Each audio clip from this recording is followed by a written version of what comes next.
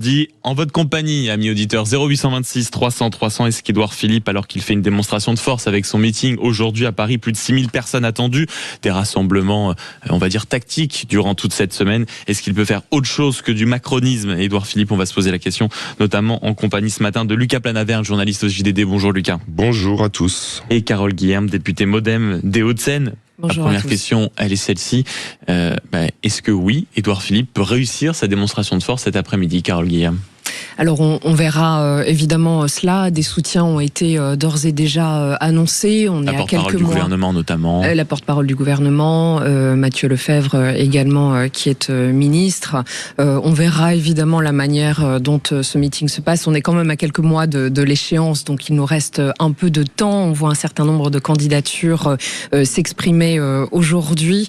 Je tiens pour ma part évidemment à ce que ces candidatures puissent se rassembler à un moment d'ici à cet automne, de manière à ce que nous puissions, pour ce qui concerne le bloc central, partir groupés sur cette échéance importante. Et rester groupir notamment pour essayer d'atteindre le deuxième tour. On y reviendra sur cette notion du rassemblement parce qu'on voit à quel point peut-être à droite et même à gauche, Édouard Philippe, on va dire, incarne peut-être la personne derrière laquelle il serait un peu facile de se rassembler. Mais vous, Lucas Planaverne, est-ce que oui, Édouard Philippe va réussir sa démonstration de force? Et plus largement, est-ce que oui, il peut faire autre chose du macronisme si vraiment il est élu? Alors d'abord, il faudra voir si à quel point la jauge est remplie. On lisait dans la presse, sur les réseaux sociaux ces derniers temps que Horizon voyait beaucoup de mails à ses adhérents parce que semblerait que le meeting n'était pas plein encore il y a quelques semaines, que la salle allait être reconfigurée pour justement masquer ses absences. Donc on verra s'il y aura foule.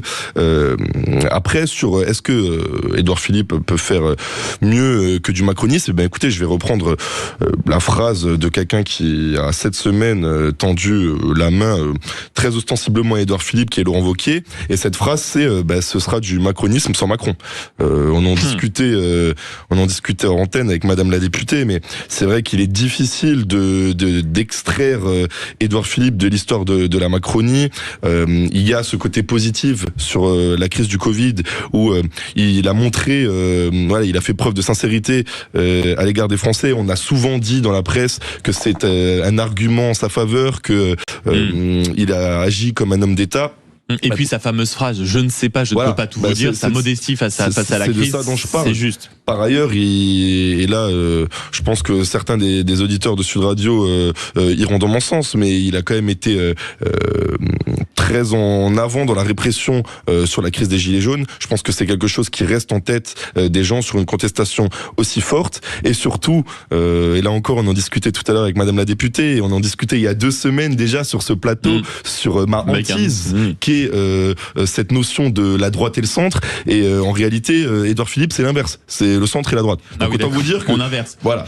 Autant que vous dire que ça mérite les poils encore un petit peu plus. On voit bien que Édouard Philippe, sur des sujets comme l'immigration, comme la crise algérienne, se montre très nuancé, que c'est un homme de nuance, que ça c'est quelque chose qui peut séduire un certain électorat. C'est quelque chose, à mon avis, qui peut en rebuter certains aussi, notamment à droite. 0826 300 300, en plus d'être en compagnie de nos débatteurs, on se pose cette question, en effet, est-ce qu'Édouard Philippe, il pourra faire autre chose si à un moment il est élu, s'il continue, non pas à prendre quelques points, parce que c'est plutôt l'inverse en ce moment, mais à être bien positionné dans les rangs des candidats à la présidentielle? Est-ce qu'il va pouvoir faire autre chose que du macronisme? On va en discuter avec vous, Richard, bonjour. Oui, bonjour Maxime, bonjour à vos invités. Merci beaucoup d'être avec nous ce matin. Est-ce que Édouard Philippe peut faire autre chose du macronisme? Est-ce que vous considérez que c'est un homme qui a su marquer sa rupture et qui se présente aujourd'hui comme étant une sorte d'homme neuf en politique, en étant de droite et avec des ambitions qui, bien sûr, pourront redresser le pays, Richard? En fait, j'invite vos auditeurs à questionner l'IA. Qui va donner le chiffre en fait du déficit amplifié par les baisses de charges et d'impôts, en particulier aux entreprises, plus aux plus riches propriétaires, sur la taxe d'habitation. C'est ramené à 10 ans, c'est 500 milliards. Voilà, 500 milliards. Donc il faut bien demander. Si on regarde sur le déficit de 2000 milliards, il a bien contribué en 3 ans. On rajoute 120 milliards sur le Covid, la gestion du Covid, qui pour moi a été calamiteuse, parce que moi j'ai travaillé tous les jours pendant le Covid. Je bosse dans l'agroalimentaire, c'est normal, vous avez pu manger, hein, il n'y a pas eu de pénurie. Je pense que les gens qui étaient dans les hôpitaux, dans la police, dans les services, ont fait de même. Je pense que vous aussi à la radio. C'est sûr. Mais donc le bâtiment, c'était complètement délirant. J'ai des amis qui sont artisans et ils n'ont jamais compris pourquoi on leur avait demandé d'arrêter de travailler. Donc et puis le dernier point, on va dire, il a peut-être fait des économies sur les dépenses publiques. Eh bien non, il a embauché sur les 3 ans 5000 fonctionnaires de plus. Voilà Donc pour vous, on a bien compris que ça ne pouvait pas être un candidat crédible presque, Édouard Philippe Richard. Du tout. Je crois que là, si les gens réalisent que notre problème, il va être économique, qu'on va avoir des morts devant les hôpitaux, et aujourd'hui la prise en charge aux urgences, elle est très dégradée. On voit bien que si on réalise pas ça, qu'en plus on n'est pas dans la crise, puisque aujourd'hui on n'a pas encore de contraintes sur l'endettement qu'on continue à faire de manière effrénée. Si on réalise pas que M. Édouard Philippe, qui a démarré socialiste, a fait une politique, je comprends votre invité, hein, qui soit agacé, elle est plus de droite que du centre, et l'habillage qu'il peut avoir avec des paroles, il faut pas que ça cache le bilan qui est le sien. Et sans compter la répression aveugle qu'il y a eu sur les gilets jaunes, qu'on n'a jamais vu auparavant. Avec des tirs tendus, on comprend. Oui, forcément, quand on fait la liste et qu'on essaye de la faire rentrer dans un post-it, ça commence à faire quand même très long, Richard. Vous avez raison, et merci de l'avoir dit ce matin de bonne heure et de bonne humeur sur Sud Radio au 0826 300 300. Je me retourne quand même un tout petit peu vers vous aussi, Carole Guilherme. Est-ce que c'est vrai que Édouard Philippe, en tant que député, vous avez vécu quand même les 10 ans presque de Macronie? C'est vrai que les débuts d'Emmanuel Macron, les erreurs, notamment quand on se rappelle on aurait aussi pu rajouter d'ailleurs la fermeture de Fessenheim qui a fini d'être entérinée par Édouard Philippe. Est-ce qu'un tel bilan lui permet aujourd'hui, d'un point de vue politique, d'être crédible ? Alors je reviens sur les propos de votre auditeur Richard, qui a parfaitement raison de mettre l'accent notamment sur la question de l'équilibre des finances publiques, qui à mon avis sera un des thèmes majeurs de cette campagne présidentielle. Pour ce qui concerne Édouard Philippe et la question que vous posez, il y a un bilan qui est là, la baisse du chômage, l'attractivité en matière économique, un soutien à nos entreprises qui a été prononcé lors des guerres, que soit lors des crises, que soit lors du déclenchement de la guerre en Ukraine, lors de la période du Covid. Donc je nuancerai le propos en disant que tout n'est évidemment pas à jeter.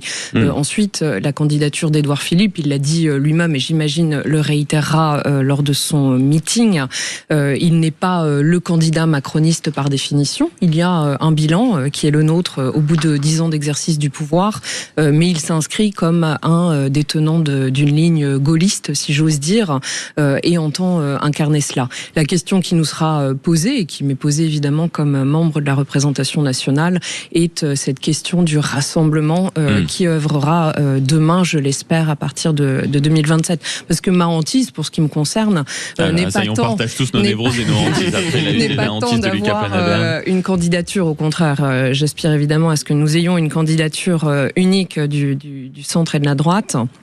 Mais ma hantise serait d'avoir un second tour, et c'est certains scénarios que l'on voit s'esquisser dans la presse aujourd'hui. LFI RN.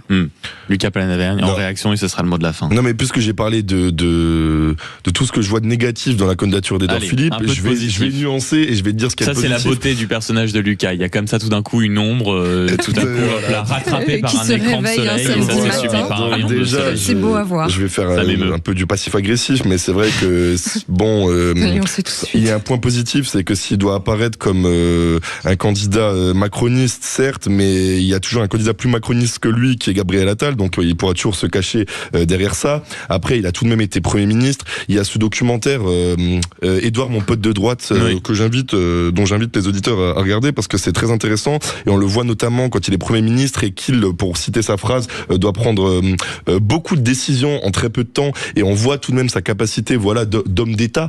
Il est maire depuis un moment, donc il a cette stature-là également.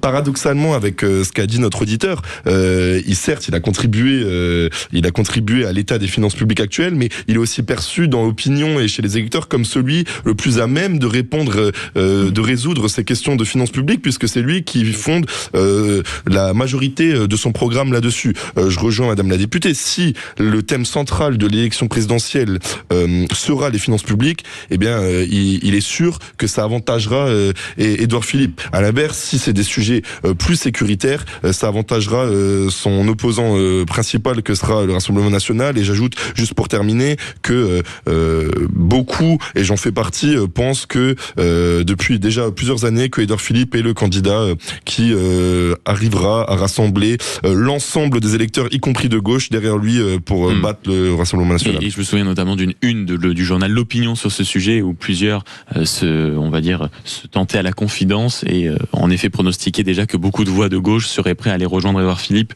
en cas d'un rassemblement à un moment qui devait se faire pour éviter le fameux tour que vous redoutez, Madame la députée, à savoir le fameux LFI-RN. Merci beaucoup Carole Guillaume d'avoir été avec nous ce matin, députée Modem des Hauts-de-Seine, et merci à vous Lucas Paladin, journaliste au JDD. C'est samedi, donc filez à la rédaction parce qu'apparemment il y a un journal à construire. Alors pas aujourd'hui Maxime. Oh, pas aujourd'hui. Aujourd'hui je file me préparer pour le match de ce soir. Ah mais alors ça c'est sublime. Je vais faire des tours de terrain, je mets mes crampons et je m'entraîne. Évidemment ça s'échauffe. Je m'échauffe. Finalement, ça s'échauffe. Il y en a un autre qui s'échauffe avec ses couverts, son tablier et ses quelques aliments devant lui. C'est le chef qui est avec nous, Frédéric Vardon. On le retrouve après 2 petites semaines d'absence. Que voulez-vous, les problèmes techniques, les coulisses dans un instant du chef. À tout de suite.